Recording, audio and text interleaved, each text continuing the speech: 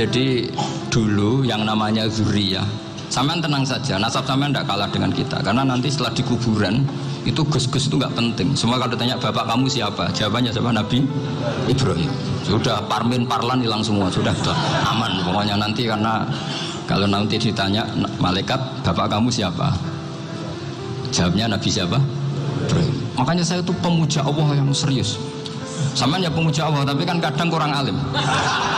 Saya ini pemuja Allah serius. Saya itu kalau ngaji, ya ngaji biasa belajar, itu sering nangis seneng. Misalnya saya baca tadi, Miftahul Jannah la ilaha illallah, lung kunci kok dikasihkan. Kita ini masuk neraka gak pantas, enggak bawa kuncinya kok masuk. Harusnya kita ini masuk surga, kita kan pegang kunci surga, gak pegang kunci neraka.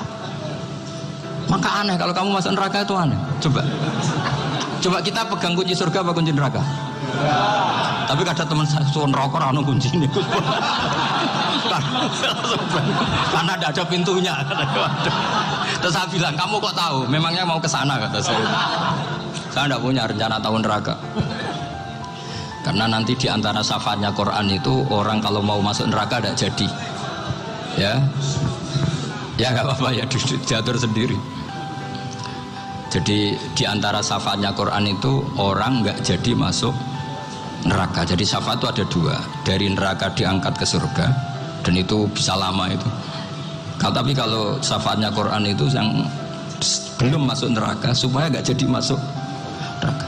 Karena neraka juga punya aturan, dia juga kena aturan fikih. Jadi betul ini, saya ada guyon. Jadi kena konstitusi apa? Fikih. Sama tak ceritani syafaatnya Quran itu ada orang itu beling itu fasik. Itu dihafal surat Tabarok. Hafal betul. Tabarakalladzi biyadihil mulku wa huwa ala kulli syai'in qadir alladzi khalaqal mauta wal hayata. Pertanyaannya gini, boleh enggak orang menginjek surat Baqarah? Boleh enggak? Enggak. Padahal orang hafal Quran itu artinya ayat itu ada di hatinya. Fa inna wa ta'ala la yu'adzibu qalban wa al-Qur'ana. Allah tidak akan menyiksa hati yang menyimpan Quran, yang jadi flash disknya Quran, yang jadi rekaman Quran. Singkat cerita orang ini hafal. Pas ketemu Mungkar Nakir prosedur kan, ini orang fasik mau diantemin sama Mungkar Nakir. Prosedur ya, dia kan prosedur standar. Si surat Tabarak akhirnya menjelma jadi seseorang yang gagah berani. Kamu nggak boleh nyiksa orang ini. Saya ini kalamullah. Kalau kamu nyiksa dia berarti nyiksa saya. Kamu berani sama kalamullah. Wah ya tidak berani jadi Mungkar Nakir. Tapi orang itu nakal, harus saya gebukin. Tapi kata Quran tadi, tapi saya di situ pasti kena saya. Oh debat, nggak ada lajnahnya, ini nggak ikut. Kalau Gus Firjon ikut jadi lajnah. Kalau jadi lajnah pasti kroninan. Kalau santrinya dimenangkan nanti. Akhirnya debat. Ya sudah kita ketemu Allah. Akhirnya Mungkar Nakir sama Quran tadi surat Tabarok datang sowan sama Allah. Terus kata Allah, memangnya kenapa Mungkar Nakir? Saya harus nyiksa dia karena dia fasik ya Allah. Memangnya kenapa surat Tabarok? Saya ada di situ. Menurut aturan orang tuh nggak boleh injak Quran. Kalau dia nuduh saya nuduh Quran, itu harus dikasih tahu fikihnya Mungkar Nakir. Akhirnya Allah ngendikan gini ke surat Tabarok, ya sudah terserah kamu. Kalau terserah pulau Gusti, Mungkar Nakir nggak boleh nyentuh orang ini. Ya sudah selamat. Sehingga terus itu sampai baca di termasuk mujizatnya surat Tabarok di tafsir Ibnu Katsir banyak. Karena tadi logikanya malaikat itu juga kena aturan fikih. Sehingga banyak ulama termasuk Said Muhammad ngendikan pertanyaan Mungkar Nakir itu tidak semua orang kena. Kalau semua orang kena nanti kalau tanya Nabi Muhammad, waman nabiyuka? Kacau kan jamnya. Nabi kamu siapa? Saya ini nabi. Ya kan? Lah nanti kalau pas ketemu Nabi Ibrahim, waman abuka? Jadi repot kan? Makanya ada kiai yang guyon kalau ditanya maruf buka, saya ini guru tauhid sembrono. Saya ini ngajar Ummul Barohin, kamu tanya maruf buka. Masyhur itu keramatnya Imam Malik itu. Ada Ashabu Malik, rajulun min ashabi Malik, beliau ditanya Mungkar Nakir maruf buka manabiuka. Imam Malik datang, ini seumur-umurnya itu ngajar tauhid. Kok kamu bedai enggak sopan kamu? Dan kita berharap barokah sampean ngaji nanti itu. Malaikat itu anak sungkane itu. Jadi itu ada. Dan saya meskipun guyon itu serius. Bedanya orang alim sama ndak itu di situ. Kalau orang alim itu guyon itu masih benar, masih serius. Coba saya bacakan ayatnya. Ala inna auliya Allahi la khaufun alaihim wa lahum yahzanun. Terus lahumul busyra fil hayatid dunya fil akhirah. Artinya kalau mungkar nangkir dengan penampilan garang gitu, berarti ada ketakutan apa enggak? Ada. Padahal ciri utama walinya Allah tidak ada ketakutan. Makanya itu termasuk dalilnya Sayyid Muhammad. Tidak semua orang alami seperti itu, karena wali-wali itu la khaufun alaihim wa lahum yahzanun. Wah, anak kiai ketemu karena kerja buat tidur wedek. Iku rezeki ora kalau pertanyaan itu, nak konan santri piye? Lho isen wis kiai dihanjuti mungkar nakir. Malu gak kira-kira? Mesti pelengane konan santri piye? Nah jawabannya gampang karena pernah ngajar tauhid. Makanya Sayyidina Ali ini cerita ini ada di kitab Nurul Dholam. Sama lihat di kitab Nurul Dholam karangannya Syekh Nawawi Banten. Itu Sayyidina Ali itu ya, andekan orang biasa mungkin ya agak-agak hasut, tapi ini wali gak boleh kamu katakan hasut. Dia itu mangkal sama Umar. Orang kok setiap orang pernah dibentak. Apa dia berani bentak mungkar nakir? Penasaran. Bagaimana kerengnya Umar itu berlanjut enggak gitu kira-kira. Akhirnya minta, ya Allah saya minta kasyaf. Ya karena yang minta Sayyidina Ali karena mau wajah dituruti sama kasyaf.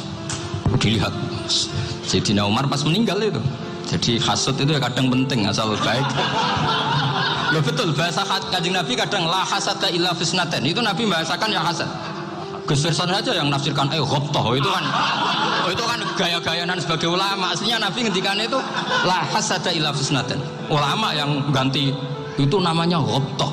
Wong Nabi sendiri nyebut hasad kok kamu tafsiri ghobtoh. Ya hasad ya hasad. Udah ada usah ditawil-tawil pokoknya gitu. Kalau sama nggak percaya nggak apa-apa. Kok gitu aja kok repot. Karena sama nggak percaya kemungkinannya dua. Satu nggak ngerti.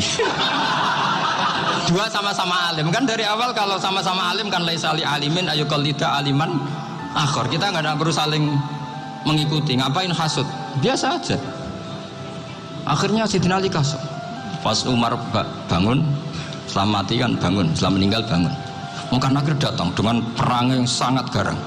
Itu digambarkan Sayyidina Ali, matanya itu kalkidril ghali, kayak apa kendil yang apa menganga. Wah seru. Sayyidina Ali senang, paling takut ini Umar. Senangnya bukan main, wah ini mesti takut Umar. Biasa. Ternyata enggak, Umar malah bangkit. Woi mungkar nakir deh. Kamu tahu menghadapi siapa?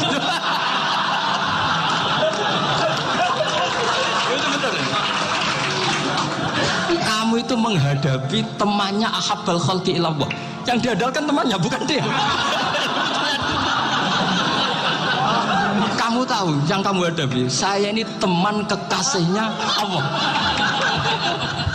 Jadi boleh kamu mengandalkan Mbak Firjon. Tapi nanti resikonya mungkar nakir tanya, itu Firjon siapa? Wah itu masalah kan. Makanya syaratnya wali itu harus ma'rufun fis sama. Di langit sudah populer. Makanya dulu ada orang yang saking seninya Abdul Qadir ditanya apa saja jamnya Abdul Qadir Al-Jilani itu aman karena beliau populer. Makanya program kita harus populer dulu di langit. Nah, itu nanti kalau dicatut oleh santri-santri nggak apa-apa. Kalau nggak populer nanti dicatat itu siapa? Masalah ya. Umar itu yang dibanggakan itu, kamu tahu saya siapa? Ya enggak tahu, saya ini temannya kekasihnya Allah. Temannya Muhammad, iya Muhammad Rasulullah. Mikir, waduh, repot. Loh di dunia aja gitu kan, temannya presiden, temannya panglima, apalagi ini temannya Sayyidul Awalin wal Akhirin. Di dunia aja bilang temannya presiden, menteri, orang sudah takut, apalagi ini temannya Sayyidul Awalin. Hanya makan nakir terus konfirmasi sama Allah, gimana ya Allah ini ngadepi. Sebetulnya diandalkan itu temannya, bukan dia. Wah, akhirnya sama Allah dibilang, ya bu, ya sama seorang seperti itu bu yang sopan. Terus semenjak itu mungkar nakir itu nggak selalu berpenampilan seperti itu sangat. Jadi semoga itu konsisten sampai nanti. Jadi kamu kalau ingin nggak takut mungkar nakir jadi wali dulu. Karena syaratnya tadi hanya wali sing la khaufun alaihim wa lahum yahzanun lahumul busyra fil hayatid dunya fil akhir. Jadi orang itu kalau ngaji itu harus khatam. Jangan semuanya kena pertanyaan. Dan kalau semuanya kena pertanyaan nanti repot. Kalau Nabi Muhammad ditanya waman Nabi juga. Nabimu siapa? Lu kan terus jadi aneh. Jadi makanya ngendikane Sayyid Muhammad semua ulama lah, enggak ada am kecuali ditaksis. Kecuali sifatnya Allah. Misalnya bikulli syai'in alim ya benar-benar bikulli syai'in. Tapi kalau am semuanya pasti ada taksis meskipun dalam muhawarah muhadasah biasa. Misalnya contoh gampang, istri kamu baru seneng kamu, Mas nak pengen apa-apa itu lapor aku, gak apa-apa Mas, mesti aku seneng sama lapor. Iku dia aku pengen wayo. Langsung jadi apa wae. Mesti apa wae maksudnya kecuali itu gitu. Padahal kalau ngomong, Mas sampean ingin apa saja tak dukung. Terus sampean bilang, kepengen gue iku wayo. Kira-kira disetujui apa enggak? Sama seperti kita kalau punya teman akrab, wah senang omahku gak apa-apa, anggap ya omahmu dewe. Terus mlebu-mlebu kamar. Jadi tidak ada am kecuali di taksis. Artinya kalau ada cerita bahwa orang mati pasti ngalami ditanya mungkar nangkir, itu pasti ada am yang di taksis. Itu pasti juga dialami para anbiya, para auliya. Karena ciri utama wali itu la khaufun alaihim walahum yahzanun. Kemudian saya yang mau cerita ya supaya sampean bisa menghadapi dunia global ini, tak bawa tafsir Munir termasuk tadi. Kenapa orang Islam Rasulullah SAW itu lebih senang kalau yang menang itu orang Nasrani Romawi ketimbang yang menang itu orang Faris, dalam hal ini ateis. Karena orang ateis itu lebih ngeri. Sebetulnya beberapa penemuan sains terutama di ilmu medis itu orang Amerika, kayak cloning. Tapi orang Amerika itu masih dilarang oleh gereja untuk mengaplikasi. Karena nanti bayi cloning itu dipakai suku cadang. Di Amerika masih ditentang oleh fatwa-fatwa agama baik Islam maupun Kristen.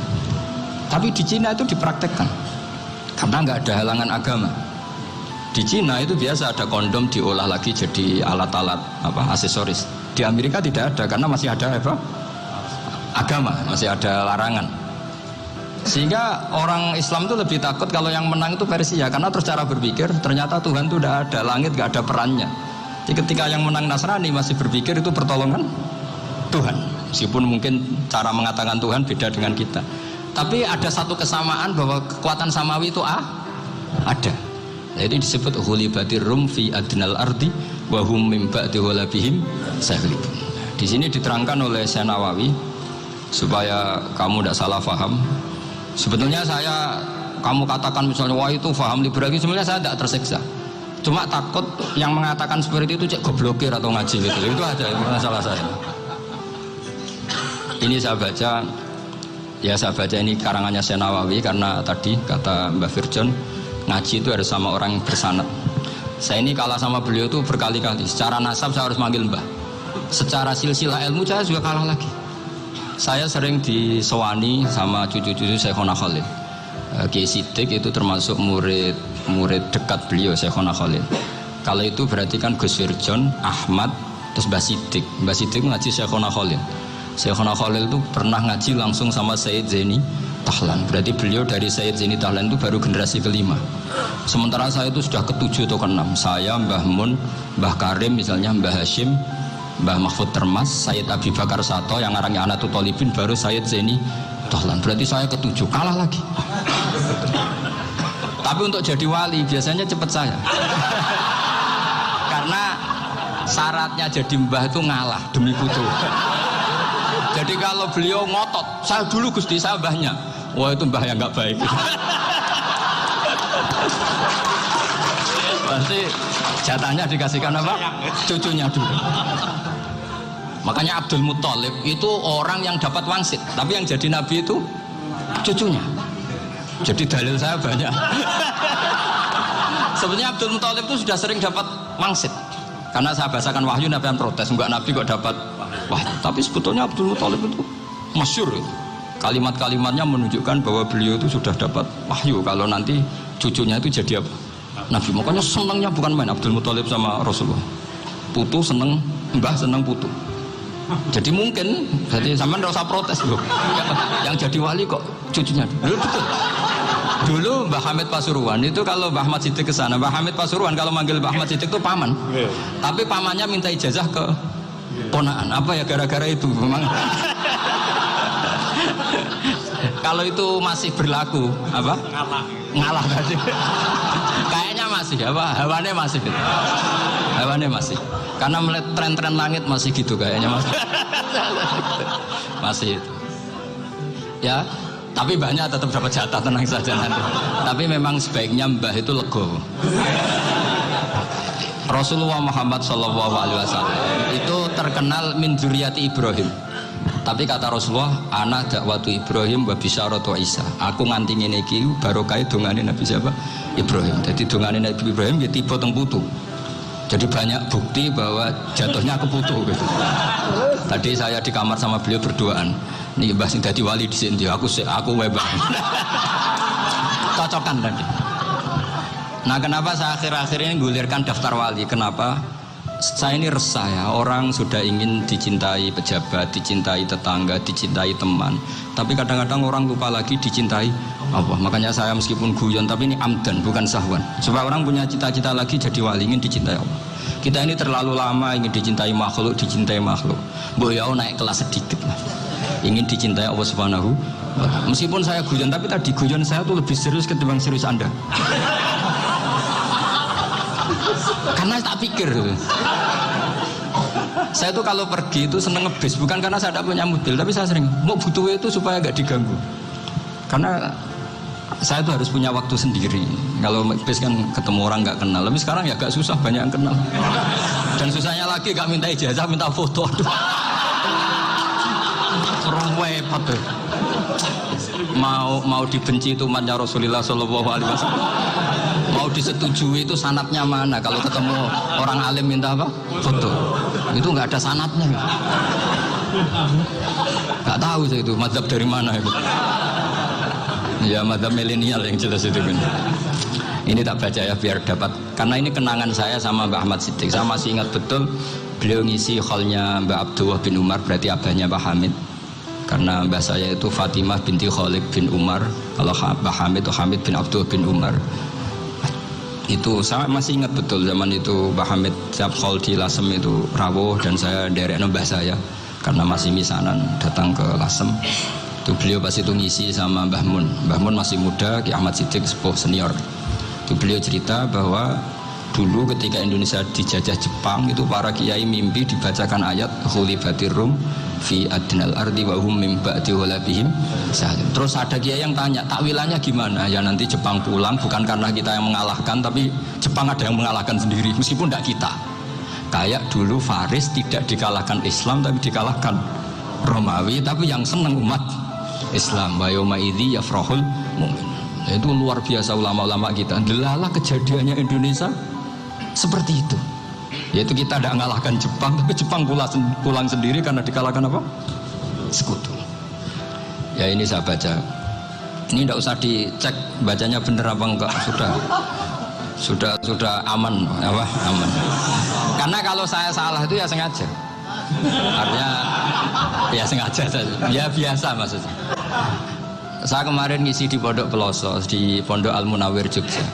Salah itu ada dua, ada salah memang benar-benar salah, itu nggak apa-apa, bisa dimakfu karena mesti sange wong goblok salah yang terus itu. Ada salah bawaan ilmu, itu repot tuh dadaninnya. Karena misalnya kita yang biasa belajar qiraah safah wayah sibuhu, mesti diulang lagi wayah sabuhu. Karena qiraahnya Imam Asim itu hasibah yah sabu bifathis sin. Sementara kita kalau ngaji kitab kulino yah sibu. Sehingga kita yang biasa belajar safah itu kalau baca kitab itu kayak orang bingung. Kadang-kadang yang ngaji juga bingung. Gus Pak mau di bulan pilih. Ya tepat-tepatan. Ada yang mengatakan Gus Pak bingung, ada yang mengatakan Gus Pak alim alama. Ya tepat-tepatan nasib tadi. Karena memang ya safah memang seperti itu. Misalnya kufuan itu Imam Asim baca kufuan. Tapi beliau punya murid namanya Syu'bah. Itu kalau baca kuf'an. Makanya kita itu, ini kan khataman Quran ya, jadi saya menyinggung sedikit tentang qiraah safah. Tadi beliau juga sudah tak kasih kitab saya Hifdzuna li Adal Mushaf. Sama tak ajari latihan safah, memang angel ya. Makanya yang nggak bisa itu wong pinter, sudah tahu angel ya nggak usah diteruskan kan. Orang menghindari barang angel itu pinter apa goblok? Pinter. Berarti wong goblok pinter. Saya tuh makanya sama orang goblok tuh respect. Jadi orang alim tuh angel apa gampang? Angel. Menghindari barang angel pinter apa goblok? Loh, orang menghindari barang angel pinter apa goblok? Pinter. Berarti wong goblok pinter. Jadi saya sama orang-orang goblok itu respect. Sudah tahu jadi orang alim angel, ya barang angel ya harus dihindari. Makanya saya ini insya Allah umatnya Nabi yang termasuk yang terbaik. Amin. Karena mencintai umatnya Nabi termasuk yang goblok. Waduh, itu udah gampang itu. Karena tadi sudah tahu ya. Seperti itu loh orang naik Panjat Pinang itu yang naik karena ingin hadiah. Yang nonton sudah tahu wah licin kok dinaikin mau keplodok ya. Tapi orang sepakat yang nonton juga pinter karena sudah tahu ribet kok. Tukun yang pasar kena lah apa mana. Sama juga gitu. Ngalim tafsir angel, ngalim fikih angel. Tapi karek ngaji ngerekam kan gampang. Itu pintar apa goblok? Pintar. Iya. Makanya kula niku mbok burohno ngono tok. Saya tadi dinasihati Mbak Firjon, muga-muga hati saya selamat. Saya itu meskipun kata orang banyak, muhibbin saya banyak, tapi saya insya Allah tidak riya. Saya itu pakai kitab namanya Tasfitul Fuad, itu karangannya Said Abdul Al-Haddad. Ketika beliau punya muhibbin banyak ditanya, bagaimana ya Habib Anda menjaga hati Anda? Jamnya Said Abdul Al-Haddad itu nih, innama azzamu Allah. Mereka itu sebenarnya menghormati Allah, cuma butuh sarana, dan itu saya. Jadi saya tahu sampean semua itu mencintai Quran, mencintai sunnah Rasul, mencintai hadis-hadis Rasul. Cuma sampean kan karena nggak paham, terus manfaatkan saya. Jadi sebenarnya saya ini korban. Korban saya. Jadi saya mau riak gimana? Korban kok mau. Bangganya di mana tuh? Coba sampean misalnya ngaji tafsir, belajar sendiri kan susah. Terkibnya susah, maknanya susah, bahkan beli kitabnya kadang tidak kuat. Untuk jadi alim tafsir itu kan harus beli kitab. Loh, saya sering belajar kitab itu jutaan. Tafsir Tobari, saya pernah beli kitab Fakhrur Razi itu berapa coba? 27 jilid.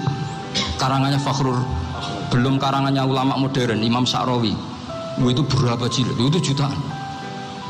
Saya kemarin juga dihadiahi kitab Pak Quraish Shihab namanya Faidul Bari fi Syarhil Bukhari. Pak Quraish Shihab yang terkenal. Dia sering diskusi sama saya. Saya ngasih hadiah beliau ngasih hadiah saya. Wah itu harganya tidak kuat. Tidak kuat kadang di Indonesia nggak ada coba. Dan sama orang hebat menghindari kesulitan itu. Nah, kesulitan itu sebab ngaji ikut, kalau nggak paham dirukok rekamannya sudah gitu. Pinter mana sampean sama saya? Pinter sampean kan? Bikin sosis susah, beli aja kok repot kan. Makanya nggak boleh orang bilang, wah itu goblok reso tafsir itu wong pinter. Makanya nanti kalau saya ketemu Nabi tidak termasuk orang yang mentahkir orang Islam. Kafabil mari isman ayah kira akhahul muslim. Jadi cukup orang itu dosa kalau menyepelekan orang Islam, termasuk darani sampean goblok itu dosa. Caranya nggak darani goblok ya tadi di logika tadi. Alim itu angel, ngendari angel itu pinter. Berarti wong bodoh pinter ya sudah gitu. Tapi tetap bodoh. Tapi ini satu cara untuk saya respect gitu. Coba orang yang ngaji tafsir saya banyak, mungkin ribuan.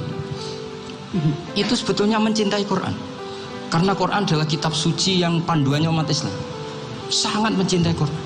Terus kemudian mereka nggak paham. Terus mencari orang yang memahamkan. Burohno lah cara jawabannya. Terus keren saya itu di mana coba? Lah terus mereka kurang ajarnya gini. Kalau paham itu ya alhamdulillah paham. Wah nak ngaji Gus Bae ngono tok. Tapi nek ora paham, ora nyalano akale. Mari Gus Bae nerangno cepet mulane gak paham. Ora kok nyalano teke sing lelet tuh. Itu kan Masya Allah, naudzubillah tenan. Sebetulnya tingkat kurang ajarnya tinggi Gus. Jadi kalau nggak paham itu kadang nggak nyalahno uteke. Kayak mau misalnya, mau mari mikir ra jelas. Padahal misalnya jelas orang mesti paham berdoa. Paham ya? Jadi kata Said Abdul Haddad, innama azzamu Allah. Sebenarnya mereka itu sangat menghormati Allah. Makanya kita nggak perlu mengatakan wasilah itu kafir, nggak akan. Karena orang tawasul sama Rasulullah itu ingin dapat ridhonya Allah lewat orang yang dicintai Allah. Kita mencintai wali sebenarnya, wah itu kekasih Allah. Kita mencintai itu karena mencintai Allah. Sama seperti gini, kamu mencintai kangkung apa enggak? Sebenarnya sama sekali enggak. Tapi kamu ingin sehat, ada asupan gizi. Kamu ingin tubuh kamu sehat, butuh asupan gizi. Kemudian kamu makan kangkung. Apa terus kamu cinta kangkung? Kan enggak. Cinta kesehatan kamu sama. Orang yang mencintai saya ingin kepuasan rohani. Saya kan termasuk kiai yang torekonya gampang. Ini swarga kan akhirnya penggemarnya banyak. Coba kalau kamu ini rokok. Jadi sebetulnya Anda mencintai kepuasan Anda sendiri. Nah, saya ini korban. Makanya untuk masuk surga cepat saya. Korban itu cepat. Da'watul mazlum la turaddu. Laisa bainahu wa bainallah hijab. Jadi saya kalau donga langsung seret langit. Karena mazlum. Saya sinau tafsir itu, Mbak, sampean bayangkan ada tafsir itu sudah 27 jilid. Sengarang Fakhrul Razi itu bulatnya bukan main. Karena dia ahli filsafat. Bulatnya Masya Allah. Sudah gitu sinau Jalalain kadang dikomen oleh Sawi. Sudah kita percaya Jalalain jebule dibuli Sawi. Percaya Sawi dikandani, "Woi ku Maliki rasa ribet." Sudah gitu sinau Qurtubi, sinau tafsir Tobari itu susahnya. Belinya susah, belajarnya susah. Padahal saya punya keluarga, punya istri, punya anak. Bayangkan kalau istri saya rewel kayak istri sampai. Wah itu. Tapi alhamdulillah enggak. Sama sekali enggak. Allah sudah milihkan, wah ini bahaya kalau punya istri rewel. Imam Sibawai itu kitabnya banyak, tapi yang terbukukan hanya kitab Sibawai. Karena beliau kalau sudah belajar lupa istri. Hanya pas beliau di pasar, kitabnya dibakar semua sama istrinya. Karena dianggap saingannya. Ternyata yang dicerai tidak kitabnya, malah istrinya. Itu Imam siapa? Sibawai. Tapi alhamdulillah kitab saya nggak terbakar, aman. Saya teruskan ya. Jadi untuk menjaga riya dilatih innama azzamu Allah. Sebenarnya mereka itu menghormati, sehingga wasail-wasail itu sebenarnya nggak pernah jadi subjek pelaku utama, tetap Allah. Sebab itu kata Sayyid Muhammad, kamu kok mengatakan wasilah itu kafir itu gimana? Ketika innallaha qad ba'atsa lakum taluta malika. Talut itu ya manusia, PD-nya itu apa? Inna ayata mulkihi ayyatiyakumut tabut fihi sakinatum min rabbikum wa baqiyatum mimma taraka ahlu Musa wa ahlu Haruna tahmiluhul malaikah. Jadi beliau pede itu kalau bawa sunduk ke semacam peti sakti, sing di situ ada baqiyatum mimma taraka ahlu Musa wa ahlu Haruna tahmiluhul malaikah. Ya kayak semacam jimat ya. Tapi saya bukan mensyariatkan jimat enggak, karena nanti banyak penjual yang pembohong juga gitu loh. Cuma cerita, kamu tidak usah mengatakan kafir. Dulu Talut PD-nya kalau bawa sunduk semacam peti kesaktian yang di situ ada baqiyatum mimma taraka alu Musa wa alu Haruna tahmiluhul malaika. Sehingga Khalid bin Walid meskipun beliau sahabat dan menyaksikan wajah Rasulullah SAW, itu bawa sya'aratun min sya'aratihi Rasulullah SAW, bawa rambutnya Nabi. Perang kemana-mana itu diletakkan di pecinya. Nanti sama tanya lagi, masa pakai peci Khalid bin Walid itu? Wah panjang, sampai itu repot. Sampai tak warai ngaji usul fikih. Usul fikih itu kalau ngaji itu ada istilah tangkihul manat. Ini mesti ini wilayah yang kita bisa berdebat sama Mbah Firjon. Dulu itu musuh saya karena saya makili Anwar, beliau makili Pelosok. Tapi tahu-tahu kalah tua terus saya mengundurkan diri. Di fikih itu ada istilah, ada tangkihul manat, ada tahqiqul manat, ada tangkihul manat. Tangkih itu kira-kira gini, lafadz hadis itu dibuang sekian untuk tahu bahwa itu madarul hukmi.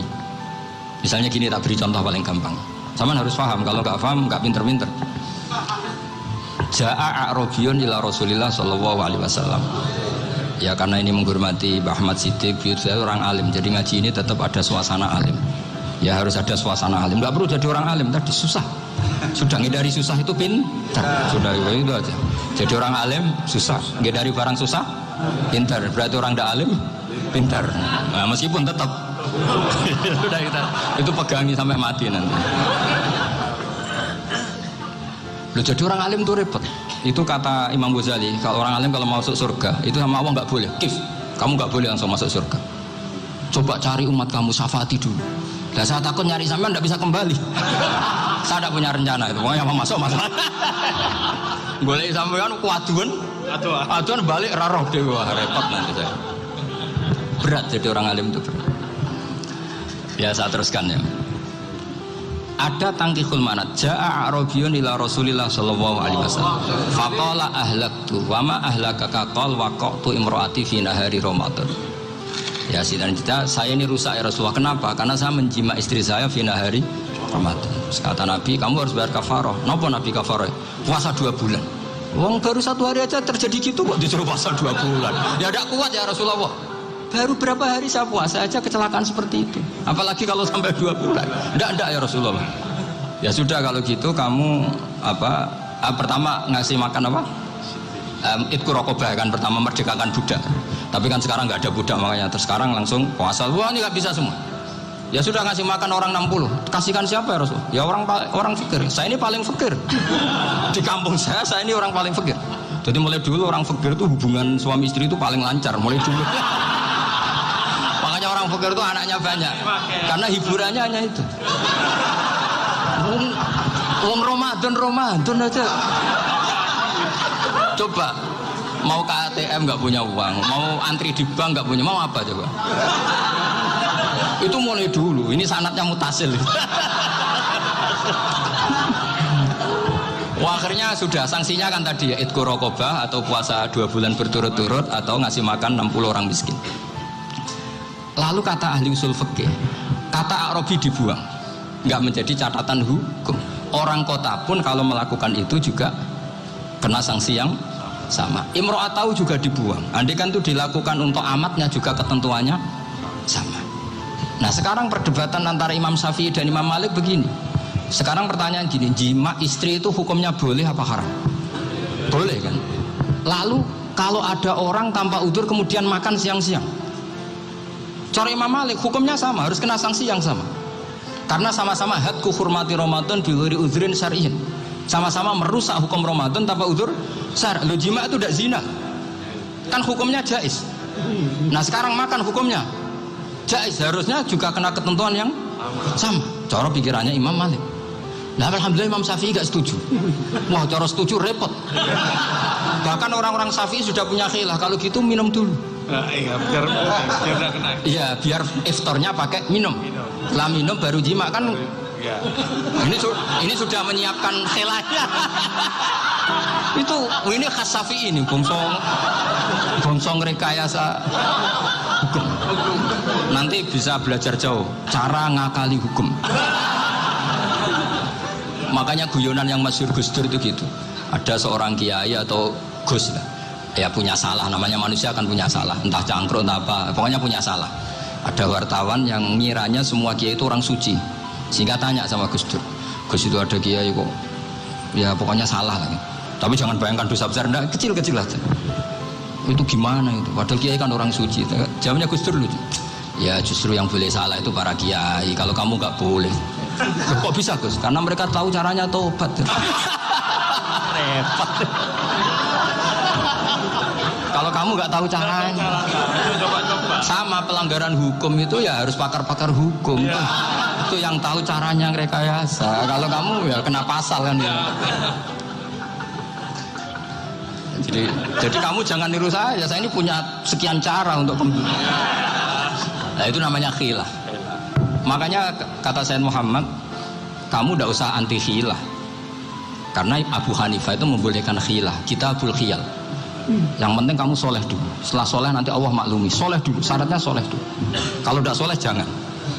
Contohnya gini, ada orang mau puasa lemes sekali, mau makan, gampang. Kalau langsung makan kan kayak hadku hormati Ramadan biwiri udrin syar'iyyin. Aku langsung mau jembera sowan Mbah Firjon.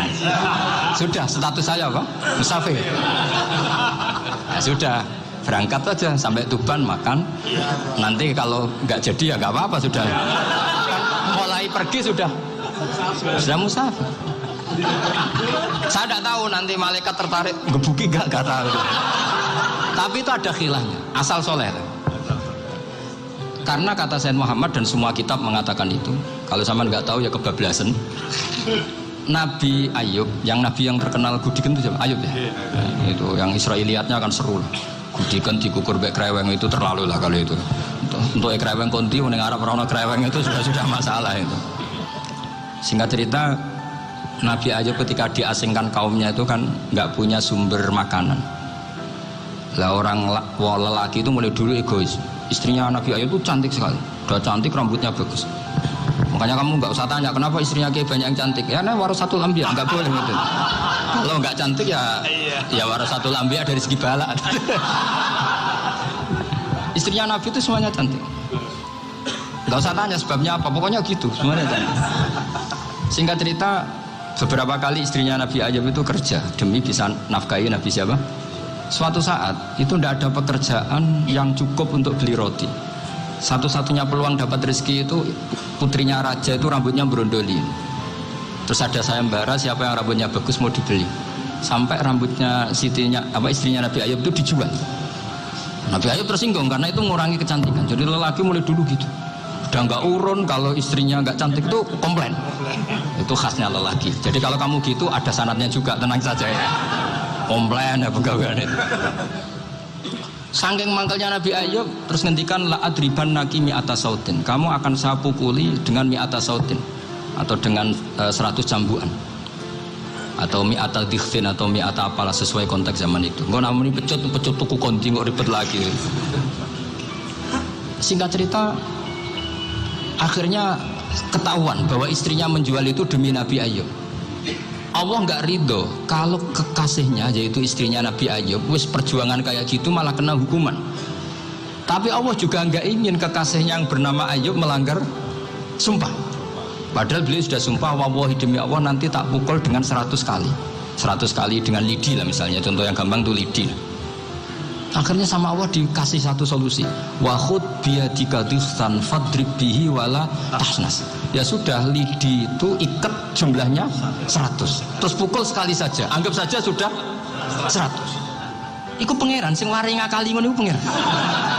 Tapi syaratnya soleh, syaratnya soleh. Jadi kalau kamu anti khilaf berarti anti ajarannya Allah di ayat itu. Wa khud